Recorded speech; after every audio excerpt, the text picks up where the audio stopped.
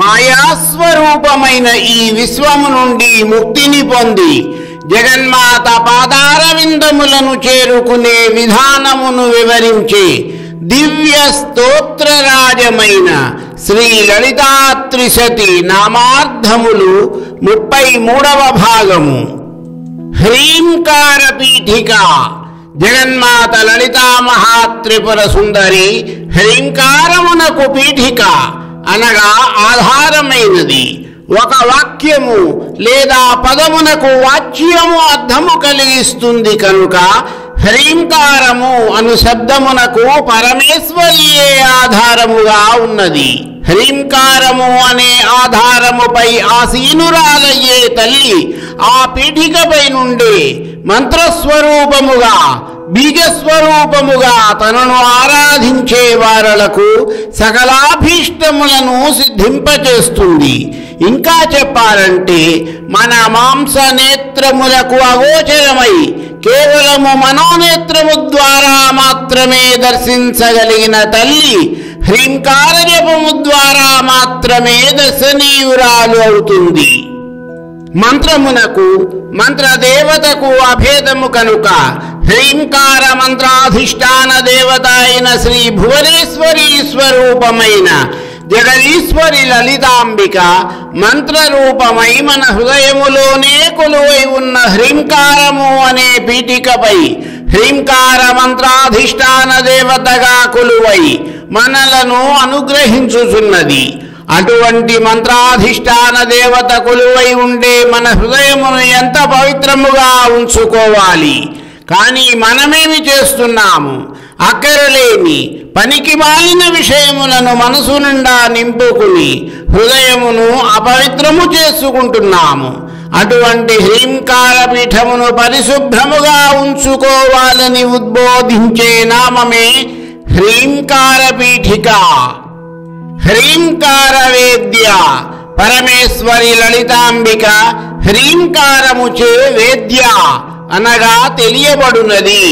సగుణ స్వరూపముగా మనము ఒక దేవతను ధ్యానము చేస్తున్నప్పుడు మన కళ్ళ ఎదురుగా ఆ దేవత యొక్క రూపము విగ్రహ రూపములో కానీ చిత్రరూపములో కానీ ఉండి మనకు ఆ తల్లి యొక్క రూపము ఇది అని అవగతమవుతుంది. కానీ సగుణ రూపము నుండి ఒక మెట్టు ఎక్కి నిర్గుణ స్వరూపము యొక్క ఆరాధనలో ప్రవేశించిన వారికి ఆ మాత యొక్క రూప సాక్షాత్కారం అంటూ ఉండదు. మరి మన ధ్యేయమే జగజ్జనని అయిన తల్లి సాక్షాత్కారము కదా. ఆ పరమేశ్వరిని తెలుసుకోవడము ఎలా?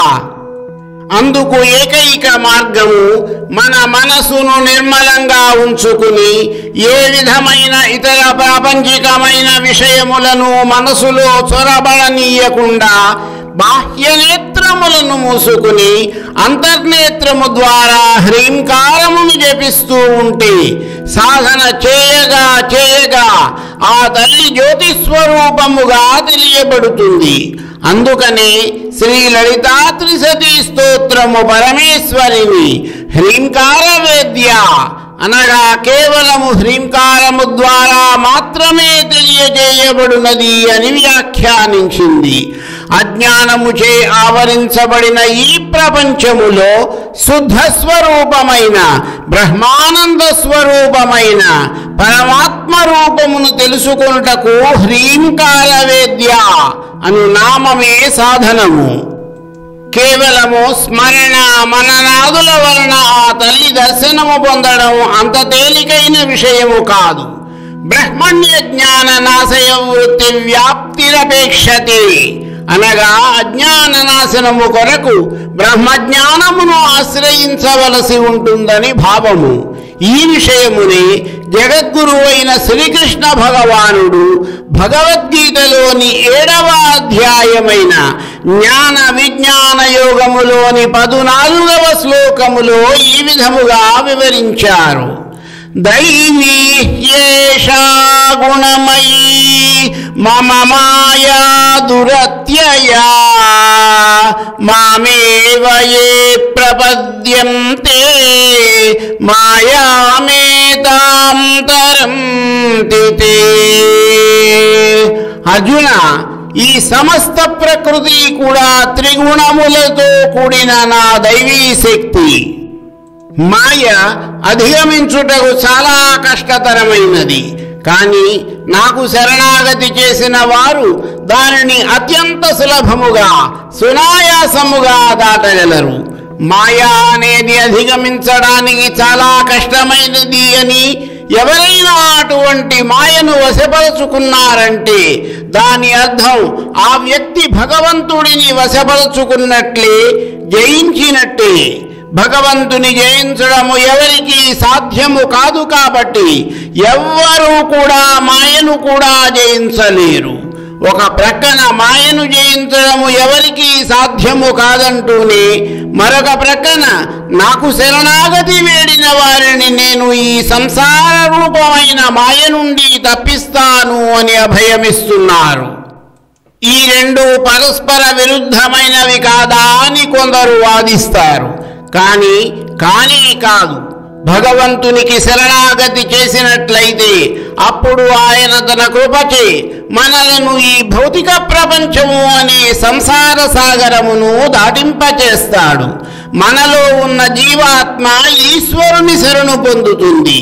అప్పుడు పరమాత్మ సూచన ప్రకారము మాయ జీవాత్మను బంధ విముక్తురాలిని చేస్తుంది. కేవలము భగవంతుని పాదముల వద్దకు చేరుకునేంత వరకు మాత్రమే జీవాత్మను నేను మాయకు, తద్వారా అనేకమైన బాధలకు గురి చేస్తూ ఉంటాను. ఎప్పుడైతే జీవాత్మ ఈశ్వరునికి శరణాగతి చేసిందో ఇక నా పని పూర్తయినట్లే. ఈ విధముగా ఎప్పుడైతే ఈశ్వరునికి సర్వస్య శరణాగతి చేయబడిన జీవాత్మను ఆవరించుకుని ఉన్న భగవంతునిచే సృష్టించబడిన మాయ తొలగిపోయిందో అప్పుడు మన హృదయములో సుప్రతిష్ఠితురాలైన జగదంబ మనకు దర్శనమిస్తుంది. అంటే హ్రీంకార వేద్య అన్న మాట మనకు తెలియబడుతుంది. చూశారు కదా, శ్రీ లలితా సహస్రనామములు అరటి పండు ఒలిచిపెట్టినట్లుగా మనకు జగన్మాత లలితా మహాత్రిపుర సుందరి గురించి తెలియజేస్తే ఆ నామములను ఆధారము చేసుకుని ఇంకొంచెము ముందుకు వెళ్ళి అమ్మ తత్వమును గ్రహించే విధానమును శ్రీ లలితాత్రిశతీ నామములు తెలియజేస్తాయి. మరికొన్ని నామార్థములను నా తదుపరి వీడియోలో వివరిస్తాను.